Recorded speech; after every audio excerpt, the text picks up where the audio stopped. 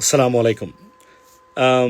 As you know, the breaking news, ladies and gentlemen, পাকিস্তানের প্রধানমন্ত্রী শেহবাজ শরীফ এবং তাদের মিলিটারির প্রধান বা সেনাবাহিনীর প্রধান আসিফ মুনিরের মধ্যস্থতায় অবশেষে সারা পৃথিবীর মানুষ একটা স্বস্তির নিঃশ্বাস ফেলার অন্ততকে 2 সপ্তাহের জন্য হলেও একটা সুযোগ পাচ্ছে এবং ধারণা করা হচ্ছে যে এই 2 সপ্তাহ could lead to a permanent solution of this war between Israel, Iran and the United States.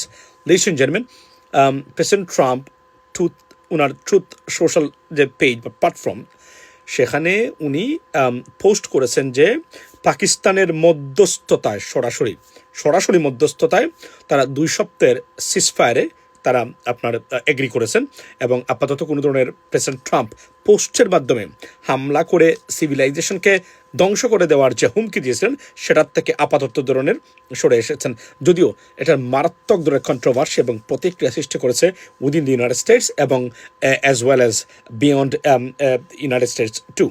So এটা একটা ভালো খবর। এখানে সবচেয়ে গুরুত্বপূর্ণ ভূমিকা পালন করেছে পাকিস্তান এবং পাকিস্তানের সেনাবাহিনী প্রধান। সো পাকিস্তান ধন্যবাদ পেতেই পারে এই ক্ষেত্রে।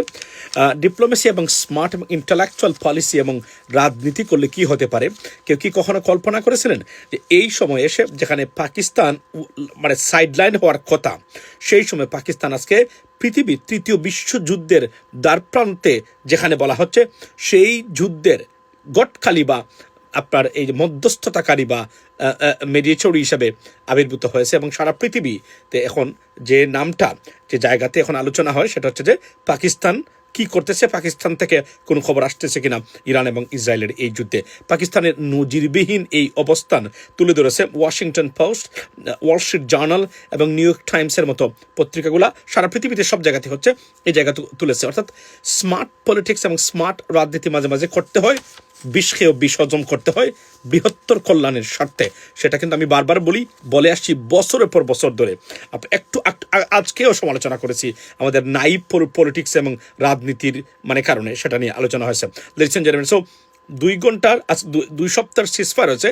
আশা করা যায় এই সিজফায়ার পার্মানেন্ট হবে এবং স্ট্রেইট অফ হরমুজ খুলে দিতে সম্মত হয়েছে Pakistan. This is one of the condition of this ceasefire. Ladies and gentleman, 10 points আপনার সিজফায়ারের কন্ডিশনস ইরান দিয়েছে। প্রেসিডেন্ট ট্রাম্প বলেছেন those conditions are workable, so we can work on that. So these are the great news এবং good news for the world, ladies and gentlemen, as well as for Middle East too.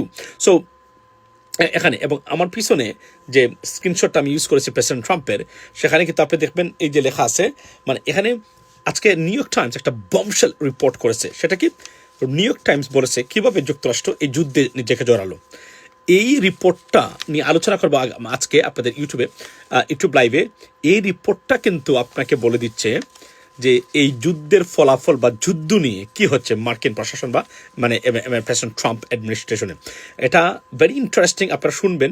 এখান থেকে বোঝা যায় যে মানে vice president JD Vance উনি leak করেছেন এই মানে তথ্যগুলা নিউ ইয়র্ক টাইমসের কাছে। এখানে বোঝা যায় যে এই যুদ্ধের একটা মানে বিষয়ে মানে মার্কিন প্রশাসনে কী ধরনের অস্বস্তি এবং এই যুদ্ধটা যে ডিডন্ট গো ওয়েল সেটা সুস্পষ্টভাবে প্রমাণিত। কেননা এই রিপোর্ট থেকে সুস্পষ্টভাবে প্রমাণিত হচ্ছে vice president he wants to distance himself from this war বা any kind of আপনার যে রেপুটেশনাল ক্রাইসিস সেখান থেকে আলোচনা হবে আজকে মানে রাত্রে, আপনাদের রাত্রে।